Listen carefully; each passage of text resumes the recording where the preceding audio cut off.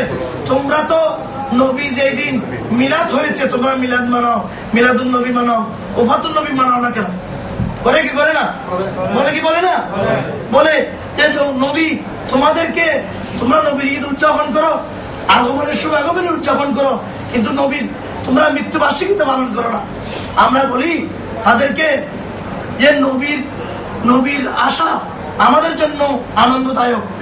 নবীর আশাটা নবী নিজের ইচ্ছা আসে নাই, নবী নিজের ইচ্ছা আসে নাই, নবীকে আনানো হয়েছে। এই জন্য নবীকে সবসময় বলা হয়েছে, প্রেরণ করা হয়েছে। নবী আসাছেন, নবী নিজে নিজে এসেছেন এই কথা বলে নাই, নবীকে পাঠানো হয়েছে বলছে। এই জন্য নবীকে বলা হয় রসুল। রসুল মানে কি?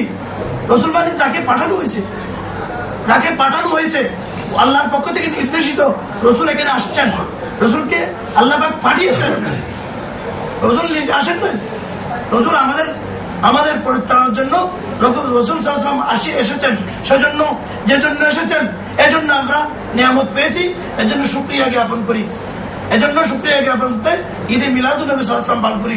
আর রসুল আল্লাহর কাছে গিয়েছেন, এটি রসুলের জন্য খুশি, আমাদের জন্য খুশি না, রসুলের জন্য খুশি। রসুল আজরা ইসলাম রসুলের কাছে এসেছেন, হে রসুল আল্লাহ পাক সুবহানাহু ওয়া তাআলা আপনাকে সালাম দিয়েছেন।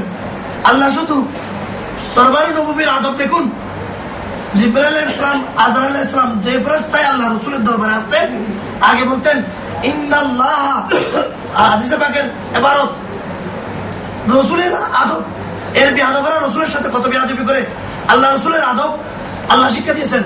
সব ফেরেশতারা বলতেন, ফেরেশতারা আগে সালাম দেন নাই, ফেরেশতারা বলতো কি, আল্লাহ রাসূলের কাছে এসে বলতো ইন্নাল্লাহ ইয়াকরাউকা সালাম, হে রাসূল আল্লাহ আপনাকে সালাম দিয়েছেন। শুধু সেই তাই না, হযরত ফাতিমা যদি রসুলের হুজুরে থাকতেন, আল্লাহ বলতেন, জিবরাইল ফেরেশতা এবং আজরাইল ফেরেশতা বলতেন আল্লাহ ফাতিমাকে সালাম দিয়েছেন। সবাই বলুন সুবহানাল্লাহ। আল্লাহ দরবারে নববীর আদব শিক্ষা দিচ্ছেন। সুবহানাল্লাহ বলেন। এটি অনেক লম্বা কথা, আমরা তো ছুটি করবে আমি বলতেছিলাম। আমি যেটা বলতেছিলাম বিআসাতে মুহাম্মদী আমাদের জন্য নিয়ামত, কিন্তু আল্লাহ রাসূল বলেন হায়াতি খায়রুল লাকুম ওয়া মামাতি খায়রুল লাকুম, আমার ইন্তেকাল, আমার হায়াত যেন তোমাদের জন্য যেমন উত্তম, আমার ইন্তেকাল তোমাদের জন্য উত্তম। কেন উত্তম? আল্লাহ রাসূল কবর শরীফে 11 সাহিত্য আছেন, আমরা যদি কোনো আমলে সালেহ করি, কোনো ভালো কাজ করি, ঈদে মিলাদুন নবী করি, দরুদ শরীফ পড়ি, কোরআন শরীফ পড়ি, নামাজ পড়ি, আল্লাহ রাসূল বলেন আমি আল্লাহর দরবারে শুকরিয়া করি এবং তোমার জন্য দোয়া করি। আর আমরা যদি মদ খাই, জুয়া খাই, জানা করি, চুরি করি, ডাকাতি করি, রাহাজানি করি, গীবত করি, অন্যায় করি, অশ্লীল কাজ করি, জুলুম করি, তাহলে আল্লাহ রাসূল বলেন আমি তোমাদের জন্য শর্মিন্দা হই আল্লাহর কাছে। সবাই বলুন আউযুবিল্লাহ। আল্লাহ আমাদেরকে হেফাজত করুক।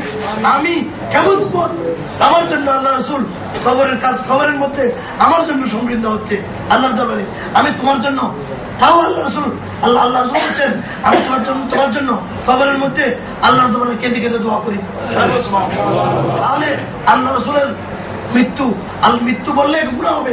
আল্লাহ রাসূলের লোকান্তর, আল্লাহ রাসূলের ইন্তেকাল, আল্লাহ রাসূল যে আমাদের থেকে পর্দা করেছেন, এই পর্দা করাটা আমাদের জন্য উত্তম কিনা? উত্তম। সবাই বলুন সুবহানাল্লাহ। তো সেজন্য এই বিআসাতটা আমাদের চেয়ে, যখন আল্লাহ পাক সুবহানাহু ওয়া তাআলা প্রিয় রাসূল এখানে আসতেছিলেন, তখন লৌহ কেঁদেছিল, আরশ আজিম কেঁদেছিল, লোহে মাহফুজ কেঁদেছিল, আলেমে আরওয়াহ কেঁদেছিল, সপ্ত আসমান কেঁদেছিল, এবং রাত এবং দিনের মধ্যে লড়াই শুরু হয়ে গেছিল। রাত বলে হে আল্লাহ তুমি আমার মধ্যে সবে কদর রেখেছ, তুমি আমার মধ্যে লাইলাতুল কদর রেখেছ, তুমি আমার মধ্যে লাইলাতুল বারাত রেখেছ, তুমি আমার মধ্যে মহান 5টি রাত রেখেছ। আমি আসমতের দিক থেকে দিন থেকে আমি বেশি উপকারী, আমি বেশি ফজিলত পণ্ডিত।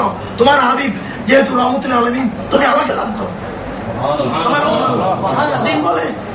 দিন আল্লাহর কাছে অবজেকশন দিলে, দিন বলে অবজেকশন হে আল্লাহ আপনার কাছে আমি অবজেকশন দিলাম। রাত যেটা বলছে সেটা সম্পূর্ণ বকওয়াস বলছে। দিন বলে হে আল্লাহ তুমি আমাকে বেশি সম্মানিত করেছো, আমার মধ্যে ইয়ামুল জুমা রেখেছো, আমার মধ্যে ঈদের দিন রেখেছো, আমার মধ্যে বড় বড় আজমতের দিন তুমি রেখেছো, সুতরাং তোমার রাসূলকে আমার মধ্যে প্রেরণ করো। রাত আর রসুলের মধ্যে, রাত আর দিনের মধ্যে রসুলকে নিয়ে কারাকারি চলতেছে।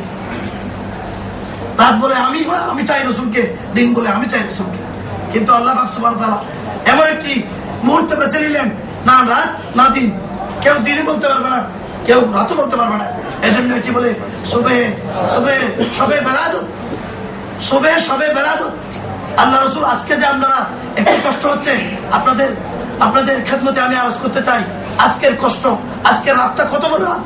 কোরআন এবং হাদিসের আলোকে আমি শুধু একটুকু বলবো, আপনারা সবাই ধৈর্য সহকারে অনেক কান্নাকাটি করে সবে কদর, সবে বরাতে ইবাদত করেন। এই ঈদে মিলাদুন নবী সাল্লাল্লাহু আলাইহি ওয়াসাল্লামের রাত যদি না আসতো, দিন যদি না আসতো, কোথায় পেতেন সবে কদর? কোন নবীর উম্মতরা সবে কদর পায় নাই। সবে কদর পাইছে ঈদে মিলাদুন নবী রাতের উসিলায়। সবাই বলো সুবহানাল্লাহ।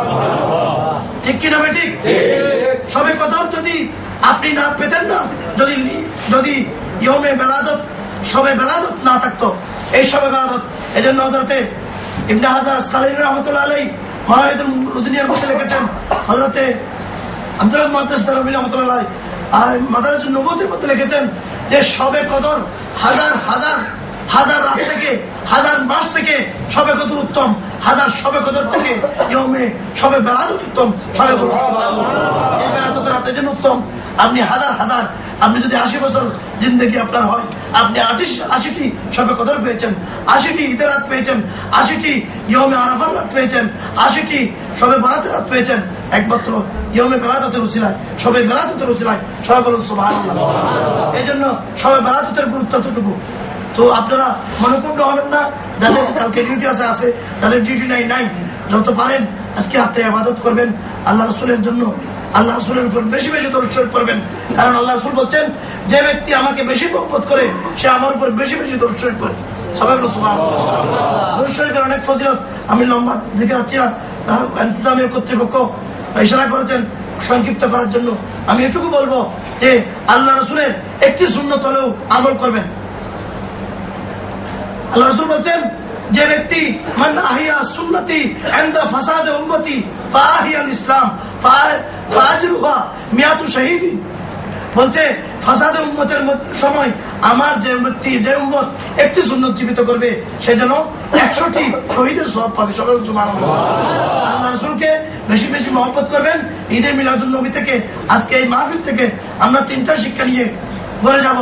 একটি হলো আল্লাহ রাসূলকে বেশি বেশি মহব্বত করবো, ঠিক কিনা? আল্লাহ রাসূলকে বেশি বেশি মহব্বত করবো। আল্লাহ রাসূলের যত পারি, যতদূর আমাদের দ্বারা সম্ভব আল্লাহ রাসূলের ইতাআত করব। এবং আল্লাহ রাসূলকে যারা বিরুদ্ধবাদী, আল্লাহ রাসূলকে নিয়ে যারা কটাক্ষ করে, যারা বিরূপ মন্তব্য করে, যারা আউলিয়া কিরাম, সাহাবায়ে কিরাম এবং নবী করিম সাল্লাল্লাহু আলাইহি ওয়াসাল্লাম ঈদে মিলাদুন নবী মুসলমানদের অনুষ্ঠানাদের নিয়ে বিরূপ মন্তব্য করে, তাদের থেকে দূরে থাকবো।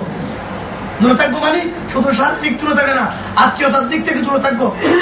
আত্মীয়তা করবো না তাদের সাথে মেলামেশা করবো না। আল্লাহ রাসূল বলছেন যে কিয়ামতের দিন তারা এমন কেউ মানবে, তাদের কণ্ঠস্বর দূর হবে, কিন্তু তাদের কোরআন সিনার দিকে যাবে না, তাদের কোরআন মুখের থেকে বের হবে। তাদের মধ্যে ঈমান নাই। ফাইয়াকুম ওয়া ইয়াহুম, তোমরা তাদের থেকে দূরে থাকবে, তাদেরকে তোমার থেকে দূরে রাখবে। এটি কোন বাতিল পন্থী মনে রাখবেন, কোন বাতিল পন্থী যদি তার আপনার ধারণা থাকে এই বাতিল পন্থী, এর পেছনে নামাজ পড়লে আপনার নামাজ হবে না, অন্যদের নামাজ হয়ে যাবে, আপনার নামাজ হবে না। আর তাদের থেকে আত্মীয়তার সম্পর্ক থেকে দূরে থাকবেন। এটি ঈদে মিলাদুন নবীর শিক্ষা। ঈদে মিলাদুন নবী যারা সুন্নি মুসলমান তারা ঈদে মিলাদুন নবীর শিক্ষা হলো তাদের জন্য শিক্ষা নিতে হবে। তাদের শিক্ষা হলো কোন আকিদার লোকের সাথে আমি মেলামেশা উঠা বসা করবো না। এটি আজকে ঈদে মিলাদুন নবীর শিক্ষা। আমি আপনাদেরকে কষ্ট দেওয়ার জন্য আমি আপনাদের কাছে ক্ষমা সুন্দর দৃষ্টি আকর্ষণ করছি। ইনশাআল্লাহ আল্লাহ পাক সুবহানাহু ওয়া তাআলা যদি কোনদিন তৌফিক দেয় আরো বিস্তারিত বর্ণনা করব। আমাকে দোয়া করবেন, আমার নিজের জন্য, আমার আলের জন্য দোয়া করবেন। যারা আজকে আমাদের আফসার ভাই সহ আরো অনেক ভাই, নাসির ভাই, শাহ আলম ভাই, অনেক ভাই দোয়া চেয়েছেন, দোয়া করবেন। আমার এক চাচাতো ভাই সাজাতে 3 জন লোক এই আগুনে পুড়ে মারা গেছেন, তাদের জন্য দোয়া করবেন। আমাদের প্রবাসী ভাইদের জন্য, সবার জন্য দোয়া করবেন। এখানকার সরকারের জন্য দোয়া করবেন এবং সরকারের জন্য বেশি বেশি এই দোয়া করবেন। তারা প্রবাসীদের এবং তাদের এই দেশের অধিবাসীদের কল্যাণে যেন তারা আইন কানুন করতে পারে, তাদের অন্তরে যেন মুসলমানদের জন্য আল্লাহ পাক অন্তরকে খুলে দেয়, সেই দোয়া বেশি বেশি করবেন। তাদের হায়াতের জন্য দোয়া করবেন, এই দেশের জন্য দোয়া করবেন, সমস্ত মুসলিম বিশ্বের জন্য দোয়া করবেন, আমাদের দেশের জন্য দোয়া করবেন। কারণ হুব্বুল ওয়াতানে মিনাল ঈমান, দেশের জন্য মহব্বত করা, দেশের জন্য, দেশের মহব্বত ইমানের অঙ্গ, এটা আল্লাহ রাসূল বলেছেন। এবং মুসলমানদের জন্য সকলের কল্যাণ দোয়া করবেন। যাদের নাম আমি নিয়েছি সবাই আমাকে এখানে মহব্বত করেন। আমি জানি অনেকে বলবেন এ হুজুরকে আমি আগে দেখলে আগে সালাম দিই, মোলাকাত করি, হাত বাড়াই দিই, হুজুর আমার নামটা বলে নাই। হ্যাঁ, এই জন্য মনে কষ্ট নেবেন না।